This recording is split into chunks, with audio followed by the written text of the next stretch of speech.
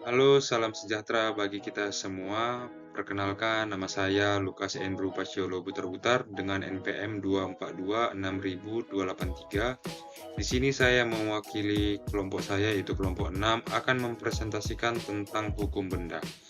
Presentasi ini disusun oleh Bintang Atras, Gladys Septiasih Tambunan, saya sendiri Lukas Andrew Pasiolo Butar-Butar, dan yang terakhir ada R. Alrido Rifki S. Harahap. Latar belakang. Hukum benda merupakan bagian dari hukum perdata yang mengatur segala sesuatu yang dapat menjadi objek hak milik, baik yang berwujud seperti tanah dan kendaraan, maupun yang tidak berwujud seperti hak cipta dan paten. Dalam konteks KUH Perdata, fokus utama adalah pada benda berwujud yang dapat dimiliki dan dijadikan objek dalam hubungan hukum. Hukum benda penting karena menentukan kedudukan hak atas benda serta memberikan perlindungan hukum bagi pemiliknya.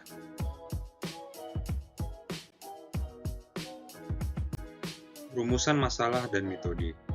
Rumusan dibagi menjadi dua, yaitu menjabarkan sifat hukum benda, asas-asas hukum benda. Yang kedua, hak-hak perdata yang berkaitan dengan hukum benda. Metode, hukum normatif. Dalam kasus ini dibagi menjadi dua, yaitu hukum primer dan sekunder, yaitu dengan menelaah literatur dan bahan hukum primer dan sekunder yang kemudian dianalisis secara sistematis untuk menghasilkan kesimpulan yang relevan dengan ketentuan hukum benda yang ada di Indonesia. Sifat hukum benda. Sistem hukum benda dalam KUH Perdata bersifat tertutup. Artinya, hak-hak kebendaan hanya dapat ditentukan oleh undang-undang dan tidak bisa dibuat secara bebas oleh masyarakat sebagaimana pada sistem hukum perikatan yang bersifat terbuka. Hal ini menjadikan hukum benda lebih ketat dalam pengaturannya karena hanya hak-hak kebendaan tertentu yang diakui dan dilindungi oleh hukum. Jadi, jikalau kita punya benda atau misalnya kendaraan yang kita pinjamkan terhadap teman kita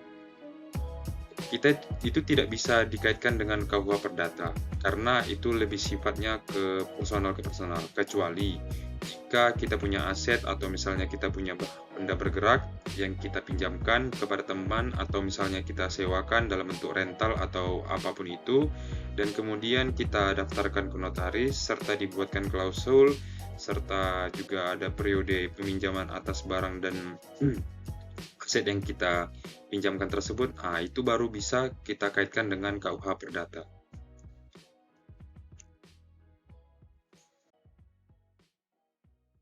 Jenis benda. Dalam hukum perdata, benda dibedakan menjadi benda bergerak dan tidak bergerak.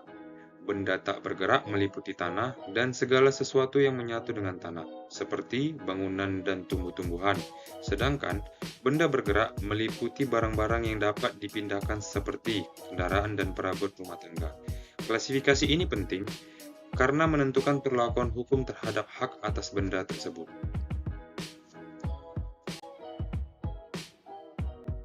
Struktur sifat kebendaan.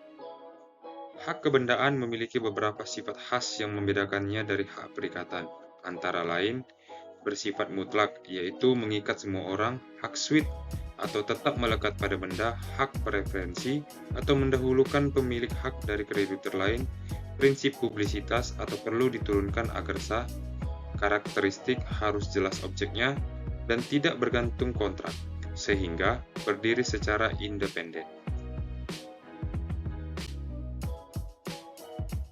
Asas hukum benda. Yang pertama ada asas individualitas atau objek harus ditentukan secara spesifik.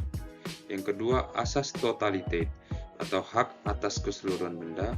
Yang ketiga asas Unsplitbarkeit atau hak tidak dapat dipisahkan. Yang keempat ada asas prioritas atau pengutamaan urutan hak. Dan yang terakhir asas publisitas atau perlunya pencatatan atau penyerahan yang sah. Hak-hak kebendaan. Dalam hukum perdata, dikenal beberapa jenis jaminan kebendaan, seperti gadai, hipotek, hak tanggungan, fidusia, dan kredit verban, yang semuanya memiliki tujuan utama untuk memberikan kepastian bagi kreditur dalam memperoleh pelunasan hutang. Hak kebendaan juga dibedakan menjadi hak mutlak yang mengikat semua orang dan hak relatif yang timbul karena hubungan perhutang.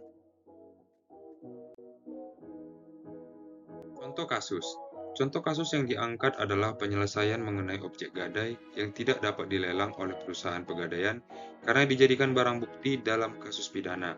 Berdasarkan putusan Pengadilan Negeri Jakarta Timur nomor 332-P/B/2023-PN JKT-Timur, padahal secara hukum perdata perusahaan tersebut berhak mengeksekusi jaminan tersebut untuk pelunasan hukum nasabah.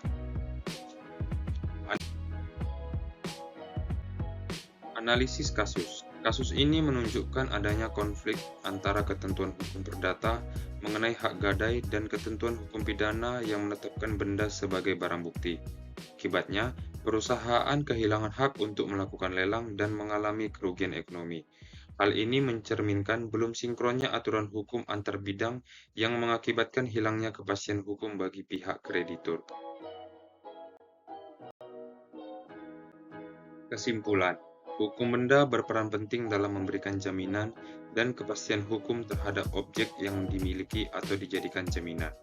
Namun, implementasinya di lapangan dapat mengalami hambatan ketika terjadi tumpang tindih atau konflik dengan sistem hukum lainnya, seperti hukum pidana.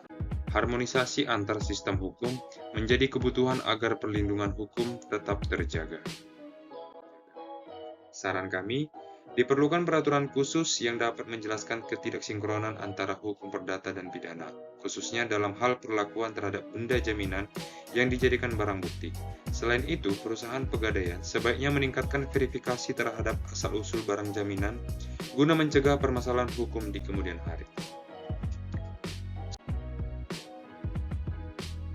Sekian presentasi dari saya mengenai hukum benda mewakili kelompok 6. Jika ada salah atau pengucapan kata, mohon kiranya dimaafkan. Terima kasih.